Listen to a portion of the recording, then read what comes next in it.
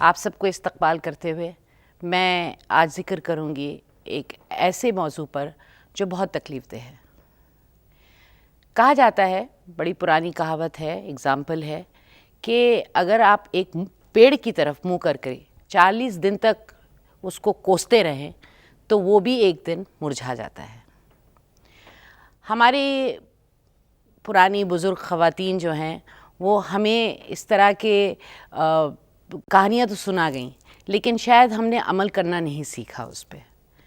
अगर आप गौर से देखें तो औरतों का इमोशनल अब्यूज़, घरेलू उनके ऊपर इमोशनल अब्यूज़ जो होता है वो उस पर अगर हम गौर फरमाएं तो आहिस्ता आहिस्ता ये ख़वातीन जो कि महकनी चाहिए, मुस्कुरानी चाहिए, जो फूलों की तरह खूबसूरत और कमसिन हैं, वो भी इसी तरह से मुरझाती चली जा रही हैं। और हमारे मुआशरे में ज़्यादातर ख़वातीन डिप्रेशन का शिकार होती चली जा रही हैं। आखिर क्यों? चलिए इस पे बातचीत करते हैं।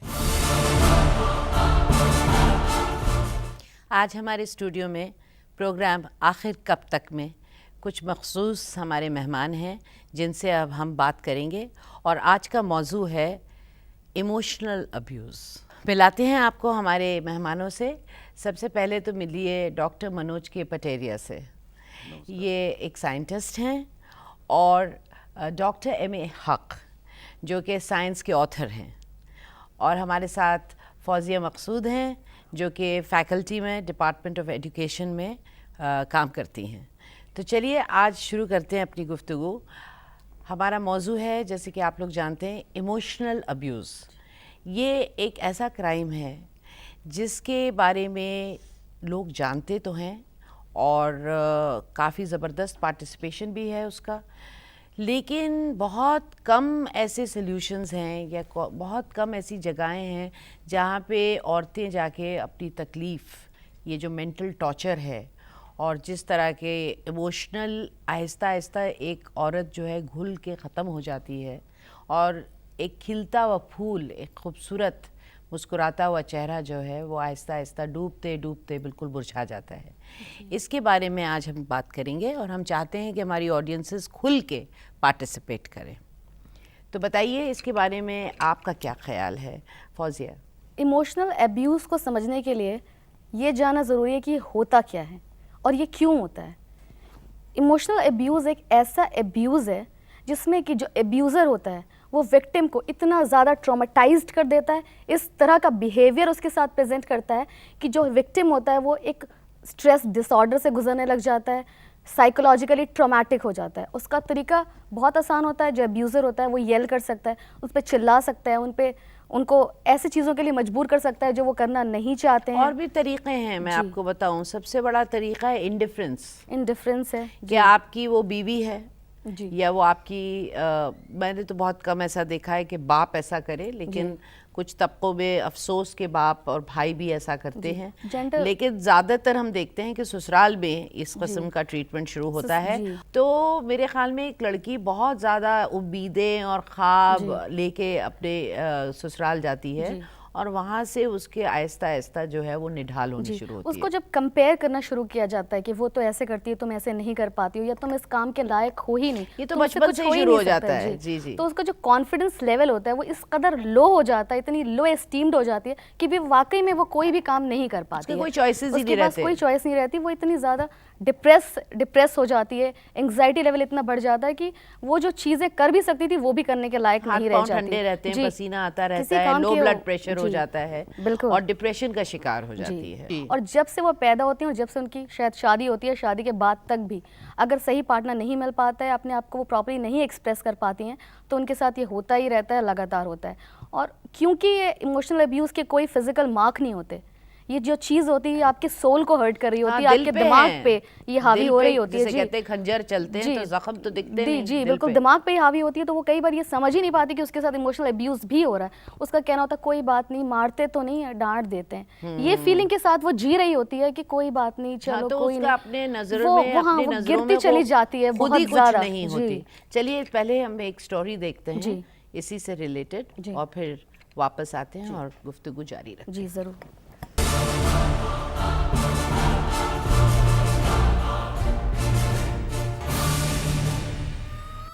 माना जाता है कि एक आदमी में एक औरत से ज़्यादा ताकत होती है, पर कुछ मर्द इस ताकत का गलत फ़ायदा उठाते हैं और अपना सारा जोर एक ख्वातीन पर आजमाते हैं। हिंदुस्तान की 70% ख्वातीन इमोशनल अब्यूज़ का शिकार होती हैं। ख्वातीन के बनाए खाने में नुक्स निकालना, कुछ गलत होने पर सारा इल्ज़ाम ख्वातीन पर लगाना, और ऐसा करने वाली अक्सर ख्वातीन ही होती हैं। कई बार सास, ननंद, ये रिश्तेदार आग लगाने में पीछे नहीं रहते। इस ख़ानदान को एक औरत ही चला रही है।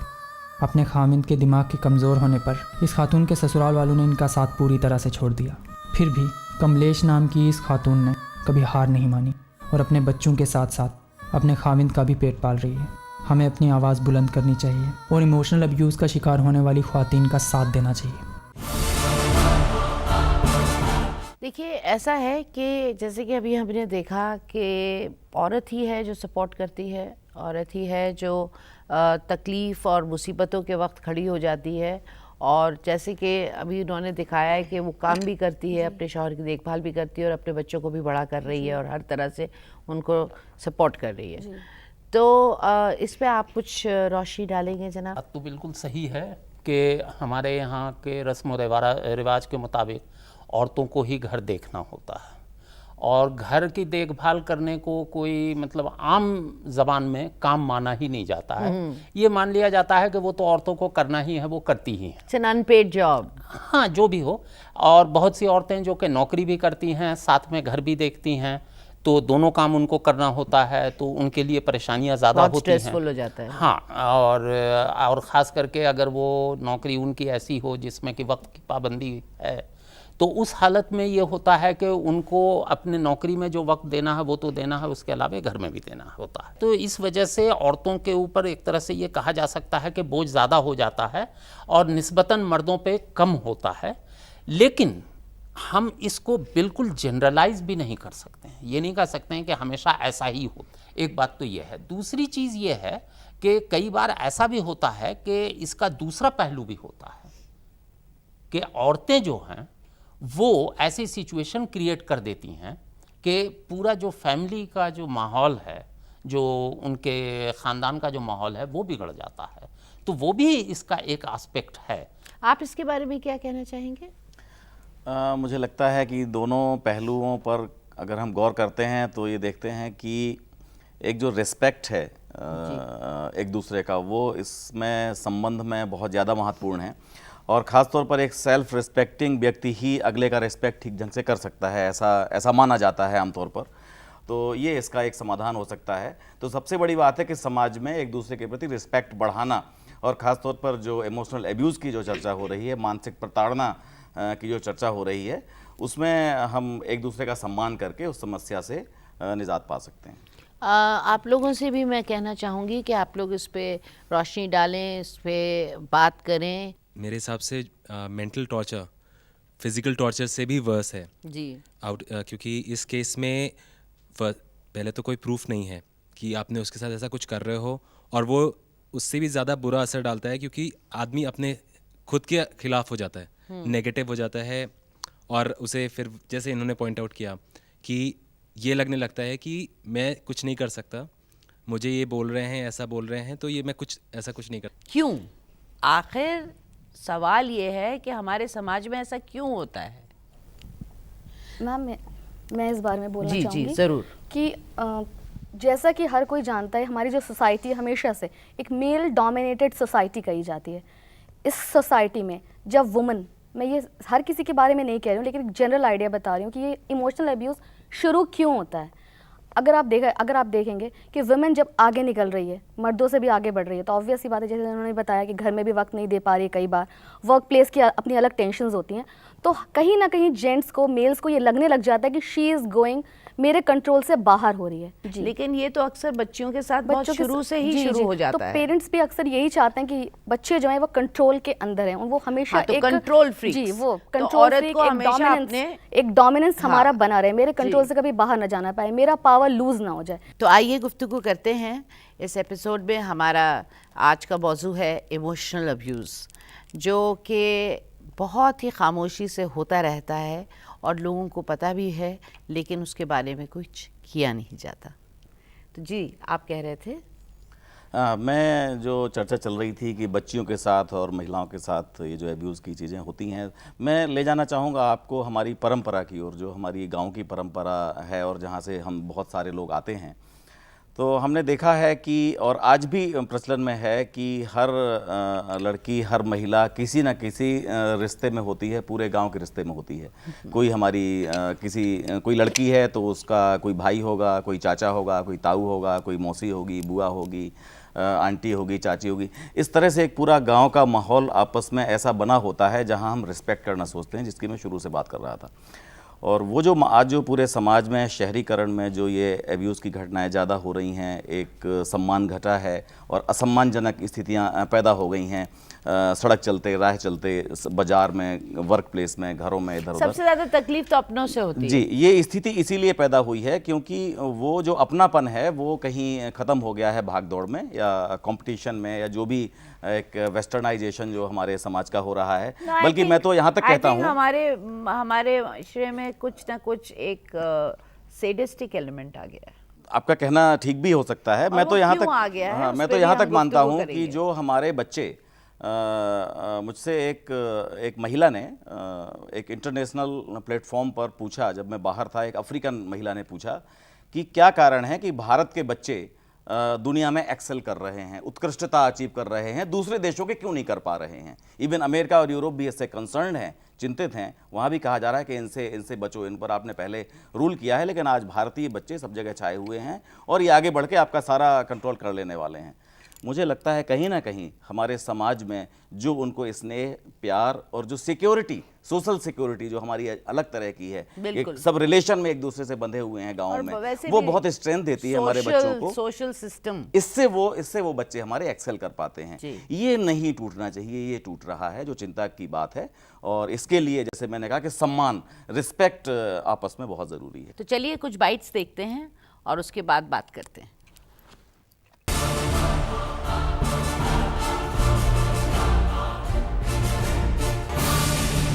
अगर वो एडजस्ट कर सकते तो ठीक है, नहीं करे तो मतलब उसको समझाना चाहिए अपने पति को कि मतलब जो तू कर रहा है वो क्यों कर रहा है। सबसे पहले घर पे बात करनी चाहिए, नहीं हुई फिर कंप्लेन लॉन्च करनी चाहिए उसके लिए भी। बिल्कुल रिपोर्ट करनी चाहिए पुलिस में। ये तो एक क्राइम है ना कि अगर लड़की को आप इमोशनली अब्यूज़ कर रहे हो, किसी भी तरीके से उसको टॉर्चर कर रहे हो, तो मुझे लगता है कि उसको पुलिस स्टेशन पे जाके रिपोर्ट करनी चाहिए। अगर वो समझा सकते हैं वो भी ठीक है, नहीं समझा सकते फिर उसको एक्शन तो लेना पड़ेगा। लीगल इशू है, इसके लिए सारे एक्ट्स और लॉज बने हुए हैं, तो उसके लिए कंप्लेन लॉन्च करे तो जो लीगल एक्शन होएगा वो लिया जाएगा। इस टाइप के इंसिडेंट्स पहले बहुत ज़्यादा होते थे, अब बहुत कम है। काफ़ी ज़्यादा लोगों में काफ़ी ज़्यादा अवेयरनेस आ चुकी है, पर स्टिल अगर ऐसे केसेस आते हैं तो there is special women cells. सवाल ये उठता है कि विमेन सेल्स या कोई भी गवर्नमेंट की इस किस्म की एक संस्था या पुलिस के पास जाना, ये तो कहना बहुत आसान है, लेकिन जो औरत अपनी शादी बचाना चाहती है या घर में किसी तरह से अपनी एक मखसूस जगह बनाना चाहती है, या वो चाहती है कि किस तरह से माहौल ठीक हो जाए, या उसे अपने शौहर से बहुत ज़्यादा स्नेह और प्रेम हो, तो बहुत तकलीफ़देह चीज़ है। और फिर बच्चे, सबसे बड़ी चीज़ है, बच्चे होते हैं साथ में, बच्चे क्या सोचेंगे। लेकिन ये इस किस्म का जो एक अजीब सा माहौल बन जाता है, मेरे ख़्याल में जो ऐसी औरतें होती हैं वो बड़ी दब जाती हैं और सहमी सी हो जाती हैं। उनके लिए इस तरह से इतने बड़े बड़े कदम उठाना मेरे ख़्याल में मुश्किल है। बहुत आसान है कह देना, उसके लिए पढ़ा लिखा होना, शुरू से एक पावरफुल कैरेक्टर की ज़रूरत होती है, लेकिन हमारे देश में आमतौर से इस तरह का माहौल नहीं होता। तो मैं ये सोचती हूँ कि इसके अलावा किस किस्म के हम लोग सोसाइटी में ख़ुद किस तरह के सल्यूशंस ढूंढ सकते हैं। मैं ये कहना चाहता हूँ कि इमोशनल एब्यूज़र जो होता है वो एक ऐसा पैटर्न फॉलो करता है जिसमें ये नहीं होता कि वो रेगुलरली एब्यूज़ कर रहा होता है। वो एब्यूज़ करता है, जलील करता है, बेलिटल करता है इंसान को, उसके कुछ देर बाद फिर वो काम हो जाता है। Then he follows a pattern. उसमें क्या होता है, जब कामनेस होती है तो फिर से विक्टिम जो होता है उसके अंदर एक सिंपैथी क्रिएट हो जाती है, ठीक है अब तो ये सही हो गए हैं, फिर कुछ दिनों बाद फिर वो पैटर्न रिपीट करता है वो, और वर्स्ट होता जाता है। ऐसा नहीं होता कि उसने एक बार किया ख़त्म कर दिया। पेरेंट्स, जैसे आपने बताया, पेरेंट्स भी बोलते हैं, हस्बैंड्स भी बोलते हैं, हर कोई बोलता है, लेकिन बोलने का एक तरीका होता है। एक होता है हम फील करते हैं हाँ they are secure for me, उन्हें ये लगता है कहीं हमारे कंट्रोल से बाहर ना हो जाए। फिर एक कई बार ऐसा भी होता है जो अब्यूज़र होता है वो अपनी चाइल्डहुड में भी वो इसके थ्रू गुजर चुका होता है। बहुत बार ऐसा होता है, कई बार ऐसा कि उसका चाइल्डहुड जो होता है बहुत ही ज़्यादा अफेक्टेड होता है, तो वो उसने देखा होता है, तो वो वही चीज़ रिपीट कर रहा होता है। हाँ, ना भी चाहे तो भी उसकी एक पर्सनालिटी में एक ये चीज़ आ ही जाती है। हाँ, वो साइकोलॉजिकल जी, एक जी। डिरेलमेंट हो चुका वो होता है। वो उस चीज़ से बाज नहीं आ सकता, वो उसे करना ही पड़ जाता है एक तरीके से।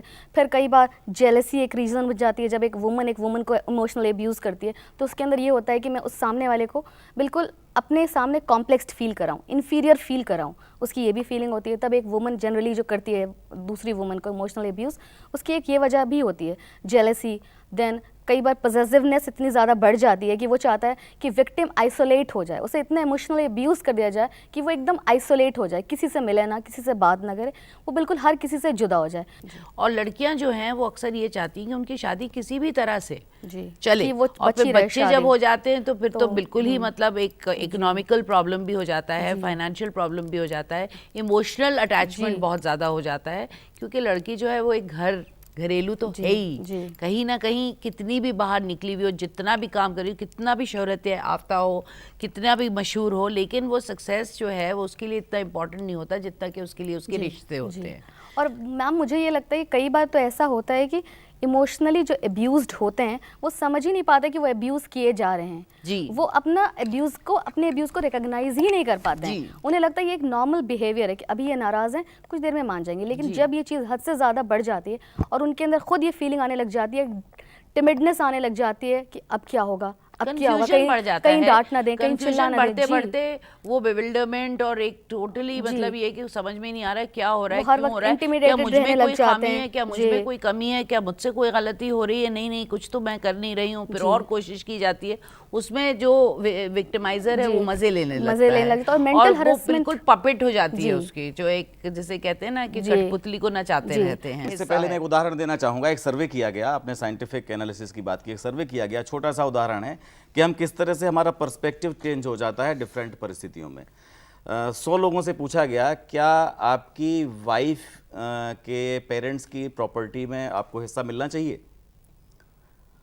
100 का उत्तर था यस। दूसरे सेट ऑफ 100 पीपल से पूछा गया कि क्या आपकी बहन को आपके फादर की प्रॉपर्टी में हिस्सा मिलना चाहिए? तो जवाब था नो। तो हम कहाँ हैं और किस स्थिति से, किस दृष्टि से चीज़ों को देख रहे हैं, उस पर डिपेंड करता है।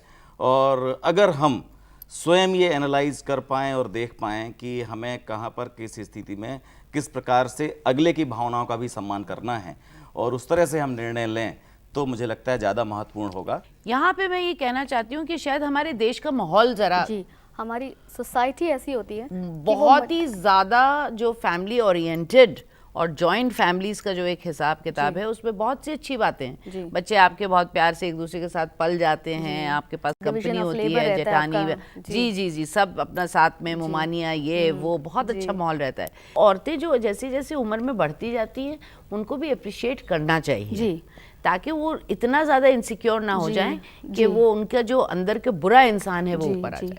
जी, तो मुझे ये लगता है यहाँ पे भी जब अगर सास है, अगर वो बहू को इमोशनली अब्यूज़ कर रही है, तो यहाँ पे भी बात वही आती है कि वो अपना पावर लूज़ कर रही होती है, अपना कंट्रोल लूज़ कर रही होती है। जी, चेन बिहेवियर है और इक्वल एक्शन रिएक्शन है। अगर सास जो है वो बहू को वेलकम कर रही है, ये बात को समझ रही है कि ठीक है बेटा जो है वो मेरा भी है लेकिन हस्बैंड वो किसी और का भी हो गया। अब अगर वो इस बात को समझ लेगी और बहू ये समझ लेगी कि वो मेरे हस्बैंड तो है ही लेकिन किसी और का बेटा भी है, तो कभी भी इस अब्यूजमेंट की या किसी भी और तरह की प्रॉब्लम की आएगी ही नहीं नौबत। दूसरी बात ये कि वो मेरे ख्याल में मुझे तो मर्दों पे भी बहुत तरस आता है, वो सैंडविच बने होते हैं बिल्कुल बुरी तरह से, मतलब जिसे कहते हैं ना कि एक लिम माँ जो है वो पाड़ रही होती है और दूसरी तरफ से खींच रही होती है बीवी, तो वो तो बिल्कुल ही जैसे मतलब उसके दो हिस्से बन चुके होते हैं, दोनों तरफ के शॉक्स उन्हें सहने होते हैं। और उसमें क्या होता है कि काम करके आते थके हारे तो प्रेशर में जो है वो किसी ना किसी को विक्टिमाइज करना शुरू कर देते हैं। अब माँ को करना तो ज्यादा मुश्किल होता है, तो फिर बीवी एक बनती है जो अपनी उम्र की, अपनी उम्र से कम।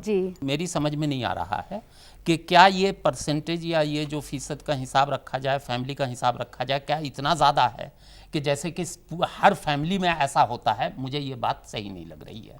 पहली बात तो ये है। दूसरी बात यह है कि ऐसा जो होता है, अगर कहीं कहीं जहाँ भी होता है, तो उसके पीछे ऐसा नहीं है कि सिर्फ मर्द ही जो है वो कसूरवार होता है। बहुत बार औरतें भी कसूरवार होती हैं। बहुत बार जो जिनको हम लोग विक्टिम मान रहे हैं, बहुत बार जो मसला है उनकी तरफ से भी शुरू किया जाता है और बाद में वो चल करके मसला इतना बड़ा हो जाता है कि यही नहीं पता चलता है कि दोनों में से कौन विक्टिम है। और मर्दों को भी बहुत ज़्यादा इस मामले में सफ़र करना पड़ता है, क्योंकि उनके लिए मसला ये हो जाता है मर्दों के लिए कि वो अगर कुछ भी थोड़ा सा करते हैं तो फ़ौरन ये होता है अरे ये मर्द है इसलिए ऐसा कर रहा है, अरे ये मर्द है इसलिए इस तरह का बिहेवियर कर रहा है। लेकिन औरतों को हमेशा जो है विक्टिम मान लिया जाता है। इसलिए क्या होता है कि वो अगर कुछ कहती हैं, कुछ करती हैं, और एक चीज़ जो मैंने देखा बहुत आम है कि ज़रा सा कुछ होता नहीं है कि औरतें जो है रोना शुरू कर देती हैं, और उसके बाद जो है मसला ये खड़ा हो जाता है, अगर रोना शुरू कर देती हैं तो सारे लोगों की सिंपैथी उनकी तरफ चली जाती है। एक जनरल बात करें, I am not commenting personally किसी को भी, लेकिन उन्होंने जैसे कहा कि औरतें जो होती हैं छोटे से मसले पर रोना शुरू कर देती हैं। जब वो रो रही होती हैं तो अगर उसी वक्त वो जो उनका हस्बैंड है, भाई है, बाप है, जो भी है, अगर उनसे सिर्फ ये पूछ ले कि प्रॉब्लम क्या है, तो उस प्रॉब्लम का क्योर वही हो सकता है, ना कि उस चीज को एग्जैजुरेट कर दे। यहाँ पे बहुत जरूरी एक बात कहना चाहूंगी, औरतें रोती हैं क्योंकि जज्बाती होती हैं, बच्चों के साथ वक्त बहुत ज्यादा गुजारती है, बच्चे बहुत रोते हैं, औरतें भी ऑलरेडी इमोशंस इतनी जगह से बैलेंस करना मुश्किल होता है। चलिए खैर, अब बाइट्स देखते हैं कुछ और फिर इसी पे आगे गुफ्तगू करते हैं। आइए।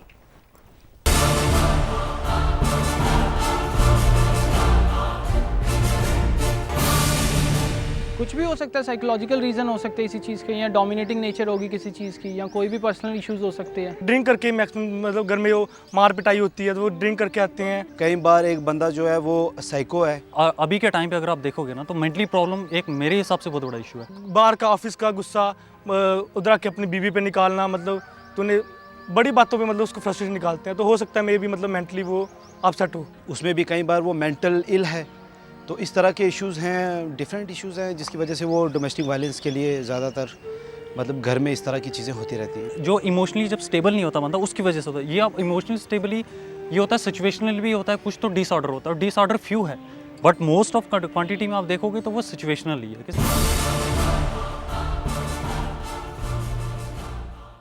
आप बोलेंगे?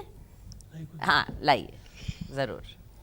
हेलो, मेरा कहना ये है मैम कि जहाँ पर जिस घरों में ऐसा होता है उसको सपोर्ट नहीं करना चाहिए जी। जैसे कोई मर्द अगर ऐसा कर रहा है तो उसके भाई है या उसकी माँ है या जो भी लोग हैं वो उसको जो शय देते हैं शय नहीं देना चाहिए, उसको बल्कि मना करना चाहिए, भाई ऐसा मत करो। लेकिन ज़्यादातर ये होता है लोग शय देते हैं और मज़ा लेते रहते हैं। क्यों होता है? और उसको तो जहाँ भी आता है इंटरेस्ट होते हैं, इंटरेस्ट होता मज़ा लेते हैं जी। और वो आप फिर इस पे कुछ थोड़ी सी रोशनी डालिए पटेरिया साहब। मैं तो सिर्फ ये कहना चाहता हूँ कि 4 वेद 6 शास्त्र में बात मिली है दोए, दुख दीन है दुख होत है, सुख दीन है सुख होए। अब ये बताइए, इन सब ये इस तरह का इतना घरेलू माहौल जो 4 दीवारी के अंदर बंद है, इसके सॉल्यूशंस क्या हैं? इसमें एक बराबरी का दर्जा होना चाहिए और होना चाहिए। हाँ। लेकिन कैसे अवेयरनेस पैदा की जाए जिसमें लोगों को ये एहसास हो कि ऐसी बात नहीं है, आपने थप्पड़ मार दिया तो हम पुलिस में कंप्लेन लगा सकते हैं, लेकिन अगर आपने तंज और 24 घंटे क्रिटिसाइज करके किसी को ख़त्म कर दिया जो कि स्लो डेथ है, तो उसके किस तरह के सॉल्यूशंस हैं? जी, मुझे लगता है कि जब तक औरत खुद नहीं सोचेगी कि मैं अब्यूज़मेंट नहीं सहूँगी, उसकी कोई भी हेल्प नहीं कर सकता है। Nobody can help her.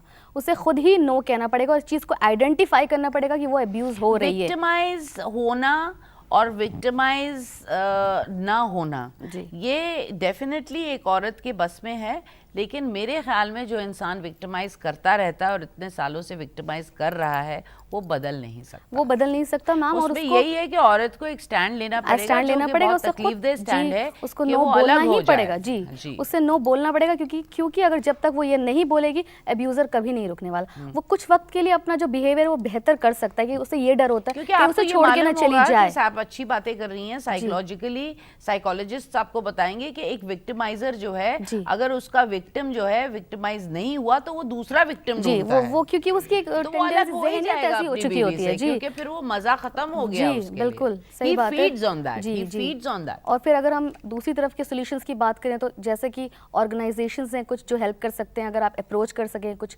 Therapies हैं, फिर वर्क प्लेस में एक ह्यूमन रिसोर्स डिपार्टमेंट जो होता है, बहुत सारे कंपनीज में है ऐसे। मुझे लगता है घरों के एक साइकोलॉजिस्ट, एक काउंसलिंग तो होनी ही जी, चाहिए। बिल्कुल बिल्कुल, चाहे कितना ही सेहतमंद और खुशहाल घर हो। जी, जैसे सर ने बताया कि अवेयरनेस ही नहीं है औरतों को पता ही नहीं होता है कि ऐसा कुछ भी है। जो ये सोशल इमोशनल अब्यूज़ है, ये कंटिन्यूस प्रोसेस है और स्लो प्रोसेस है, और ये हर लेवल पे होता है। इवन हर छोटे लेवल से शुरू होता है, एक छोटी Offices बच्ची से में भी लेकर एक होता है। बच्चे को भी होता है, हर किसी को। इवन वुमेन को ही करती है अब्यूज़, क्योंकि वो खुद भी उस चीज़ को फेस कर चुकी होती है एक बार। हाँ, तो वो what I repeat feel कि- cycle। हाँ, वो रिपीट साइकिल होता है। व्हाट आई फील कि आप पहले खुद को रिस्पेक्ट दो, दूसरों को भी रिस्पेक्ट दो, तभी आपको रिस्पेक्ट मिलेगा। आप रिस्पेक्ट नहीं दोगे तो आपको नहीं मिलेगा। तो मोस्ट प्रोबेबली एक विक्टिम जो है वो दूसरे को विक्टिमाइज करता है, क्योंकि उसकी अपनी की सेल्फ इस्टीम इतनी कम हो चुकी होती है कि वो दूसरों को तकलीफ दे के उनको मुरझा के ही पावरफुल महसूस कर Yes, ma'am. सकता है। I think this is very interesting. Yes, ma'am. और सॉल्यूशंस जहाँ तक मैंने जैसे कहा कि हर फैमिली को कभी कभार जो है अच्छे लोगों के साथ, प्रोफेशनल लोगों के साथ बैठ जाना चाहिए, बातचीत करनी चाहिए। और नहीं तो अगर उनके ख़ानदान में कोई ऐसा ज़हीन इंसान हो जो बहुत खुले दिमाग का, प्रोग्रेसिव, अच्छे, इमेंसिपेटेड टेम्परामेंट का, पढ़ा लिखा इंसान हो, तो उनके साथ बैठ जाना चाहिए। और औरतों को खामोश नहीं रहना चाहिए। अगर मामले इतना बिगड़ गए कि अब्यूज़ वहाँ तक पहुँच गया जहाँ पे मतलब एक इंसान ख़त्म ही होता चला जा रहा है या वो खुद नहीं कुछ कर पा रहा, तो शायद मेरे ख्याल में अलैदगी बेहतर है। तो चलिए, बहुत बहुत शुक्रिया, thank you so much. We'll wrap up this episode and खुदा हाफिज़। और फिर मिलते हैं एक हफ्ते के बाद इस प्रोग्राम पे आखिर कब तक। हम फिर आएंगे आपके सामने एक नया मौजू लेके। तब तक नीलमा अजीम को इजाज़त दीजिए। सलाम।